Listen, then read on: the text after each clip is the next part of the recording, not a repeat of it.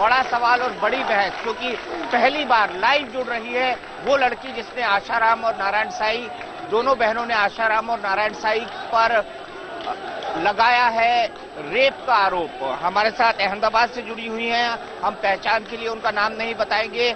साथ ही साथ हमारे साथ कोमल जी हैं जो कि आशाराम के फॉलोअर हैं, और राखी दुबे हैं जो कि एडवोकेट हैं, वो हमारे साथ स्टूडियो में मौजूद हैं।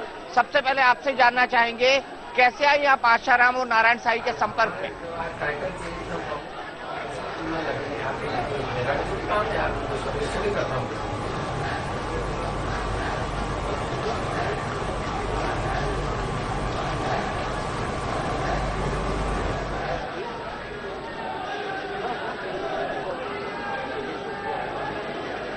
आप कैसे आई आशाराम और नारायण साईं के संपर्क में?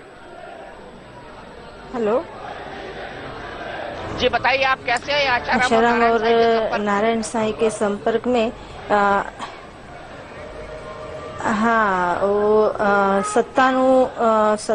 1997 से लेकर 2007 तक मैं वहीं उसके आश्रम में रही थी। नहीं तो आप उनके संपर्क में कैसे आई? कैसे आपने आश्रम में जाना शुरू किया और कैसे वहां पे रहना शुरू किया? आपने किन कारणों से आप रहने लगी? वो बचपन से ही नहीं, वो बचपन से ही मम्मी पापा सबकी आस्था जुड़ी हुई थी, तो उस हिसाब से हम लोग भी जाते थे वहां पर, और ऐसे उनके संपर्क में आई मैं। ऐसे करके बार बार बोलते थे और फिर मुझे आश्रम में बुला लिया। तो फिर कैसे शुरू हुआ यह अन्याय का सिलसिला आपके साथ?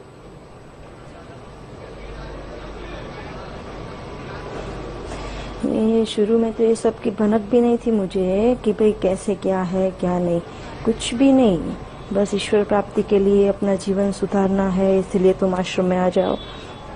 और मैं चली भी गई, लेकिन फिर वहाँ रहते रहते पता चला कि यहाँ तो सब ऐसा ही है। वहाँ पर हम 300 बहनें थी आश्रम के अंदर, और धीरे धीरे पता चला कि यहाँ तो ये सब कुकर्मबाजी रोज चलती है। जब भी वो अहमदाबाद आश्रम आते हैं तो ये सब चलता ही है ऐसे। तो जब आपको मालूम पड़ा तो आपने ये नहीं सोचा कि अब यहाँ से निकल जाना चाहिए? नहीं, मालूम पड़ते पड़ते बहुत देर हो चुकी थी।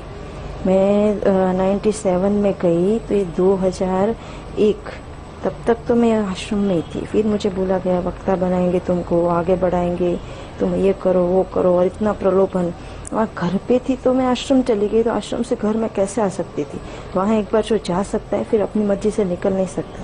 मैं जब 2007 में निकली तो वहाँ से भागकर निकली थी, और वो जो संचालिका है सबको पता है कि मैं वहाँ से भागकर निकली थी। वहाँ निकलना बहुत मुश्किल था। तो आपके साथ ये सिलसिला कब और कैसे शुरू हुआ?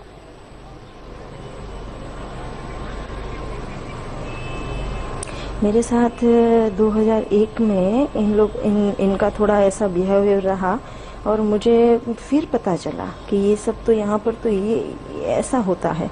हमने तो क्या सोच कर गए थे कि इतने बड़े गुरु हैं जिन्होंने भगवान को पाया है, और हमको भी भगवान से मिलाएंगे देर सबेर।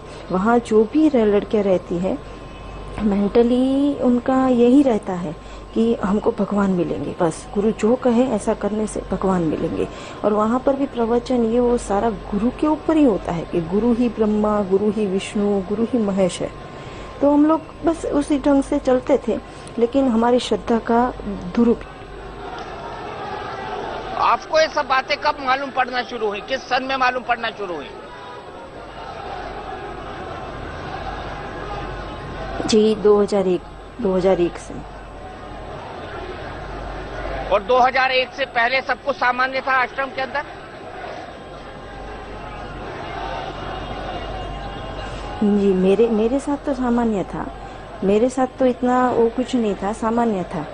लेकिन और लड़कियों के साथ तो चला था। वो फिर मुझे बाद में पता चला, जब मेरे साथ हुआ उसके बाद जब मैं इन चीज को ज्यादा देखने लगी कि ये मेरे साथ ही हुआ या और भी लड़कियां हैं, तो फिर आखिर में मुझे पता चला कि नहीं, ये तो रोज का सिलसिला है। दिन में कुछ और फिर बाद में वहाँ फार्म हाउस पे कुछ और होता था। आपके बारे में हमेशा ये कहा जाता है, इतने पुराने आरोप हैं, नारायण साईं और आशाराम के समर्थक कहते हैं कि मनगढ़ंत आरोप है, आज तक ये दोनों बहनें कहाँ थी, इसके बारे में आप क्या कहना चाहेंगी? इसके बारे में मैं इतना ही कहना चाहूँगी कि हम लोग बहुत ही एक आम इंसान है, छोटे इंसान है, हमारी कोई इतनी बड़ी कोई पहचान या कोई वग नहीं। मैंने जो वहाँ पर देखा इतने सालों से कि कितने बड़े बड़े राजनेता, कितने बड़े बड़े लोग आते थे और वहाँ पर रिमांड रूम, लोगों को इस तरह से आश्रम के लोगों को रिमांड में लिया जाता था, ये सब देखकर कोई भी लड़की नहीं भूल सकती, क्योंकि जान सबको अपनी प्यारी होती है। और वहाँ पर मैंने ऐसा बहुत कुछ देखा हुआ है, तो मैं नहीं बोली, मैंने वापस आकर भाग कर आई। मैंने सोचा अब जो जिंदगी है मेरी, वहाँ तो मैंने बर्बाद की इतने साल जिंदगी, लेकिन अब घर पे मैं शांति से जीऊंगी अपना परिवार के साथ। इस संग से मैं वापस आ गई और वापस आकर भी अपना मुंह नहीं खोला। लेकिन जोधपुर केस में उसके बाद मैं जब वापस आई 2007 में, उसके बाद मैंने पलट के देखा नहीं कि वो आश्रम क्या है, कभी मैं वहां पर नहीं गई। लेकिन ये जोधपुर कांड हुआ तो मुझे लगा अभी भी इतने सालों के बाद, ये 2013-2007 में मैंने छोड़ा, अभी भी उसका ये कुकर्म चालू है। और वहां देखा एक बार बेल नहीं मिली, दूसरी बार नहीं मिली, तीसरी बार नहीं मिली, तो मुझे लगा अब पाप का घड़ा भर चुका है।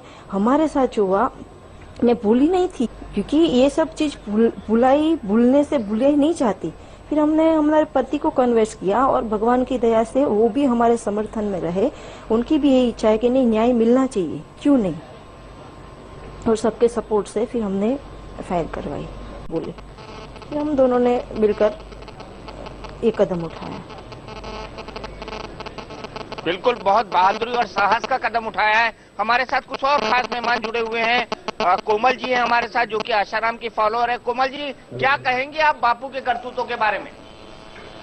हाँ जी, दीपक चौरसिया जी, मैं ये जो तथाकथित लड़की है उनसे ये कहना चाहती हूँ कि जब 2001 में as per her she is saying कि मेरे साथ ये घटना घटती है, तो मैं पूरे दर्शकों को ये बताना चाहती हूँ कि 2002 में इनकी छोटी बहन भी आश्रम में रहने के लिए आती हैं। तो जब इनकी 2002 में छोटी बहन आश्रम में रहने के लिए आती है तो ये उन्हें कभी मना नहीं करती। अगर उनको किसी बात का डर था कि आश्रम में धमकाया जाता है, मारा जाता है सच्चाई बोलने पर, तो कितने ही एक लड़की के पास ऐसे चीजें होती हैं जिन्हें वो बोल दे कि आश्रम का माहौल अच्छा नहीं है, आश्रम में अच्छी शिक्षा नहीं होती है, तो अपना पढ़ाई में ध्यान दे, कुछ भी नहीं बोलती हैं ये। और उनको 2002 में इनकी छोटी बहन भी आती है, वो भी आश्रम में रहती है, वो भी आश्रम की प्रवक्ता बनती है और ये भी आश्रम की प्रवक्ता बनती है और हजारों लाखों शिष्यों को गुरुजी के अच्छे कार्यों के बारे में, गुरुजी से जुड़ने के बारे में, गुरुजी से सत्संग करने के बारे में प्रेरित करती हैं लोगों को।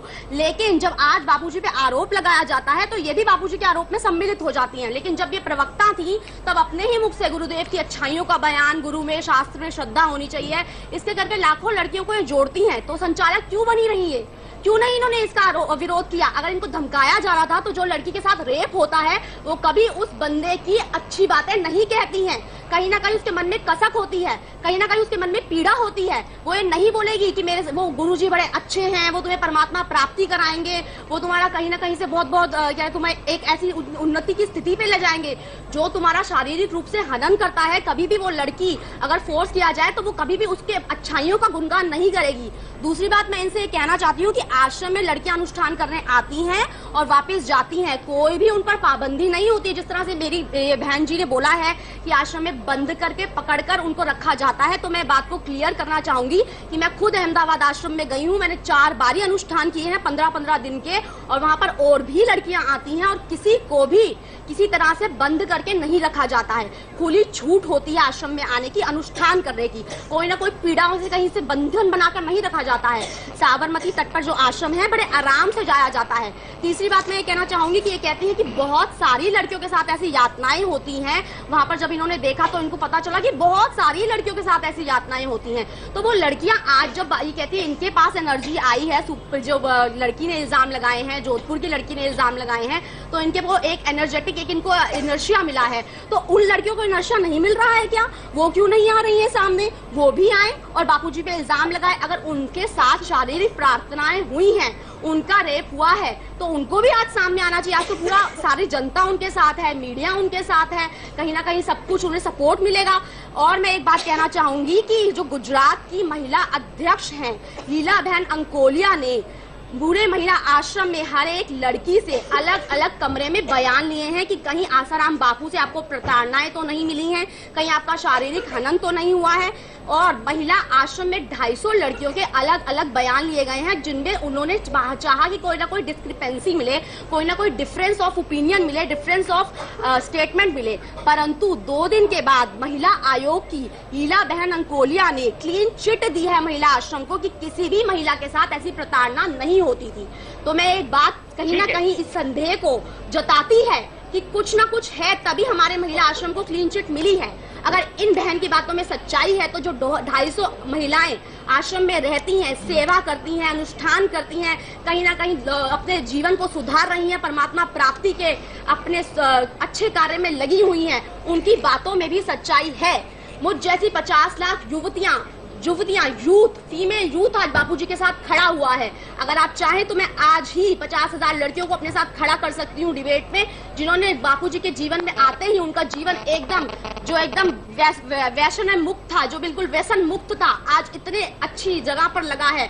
मैं एक फ्लॉप थी, मैं हंसराज की टॉपर हूँ, आज मैं दिल्ली यूनिवर्सिटी की टॉपर हूँ, और सिर्फ मेरा जो आज उत्थान हुआ है ये बापूजी के कारण ही जीवन में आने के लिए हुआ है। तो अगर इन बहन की बात में सच्चाई है तो मैं चाहती हूँ कि न्यायालय का फैसला आने तक हमें इंतजार करना चाहिए। और सबसे बड़ी बात जो शंका की ये आती है कि 2002 में जब इनकी बहन आई, इन्होंने आराम से उन्हें आने दिया और ये खुद भी संचालक बन के रहती रही, खुद भी सत्संग करती रही, बापूजी का गुणगान करती रही, लोगों को उनसे जोड़ती रही। अगर ऐसा कुछ था तो ये अपना कार्य रोकती और कहीं ना कहीं से आश्रम से निकलने की, अन्यथा अपनी बहन को आने तक का तो उनको नहीं करती है बिल्कुल।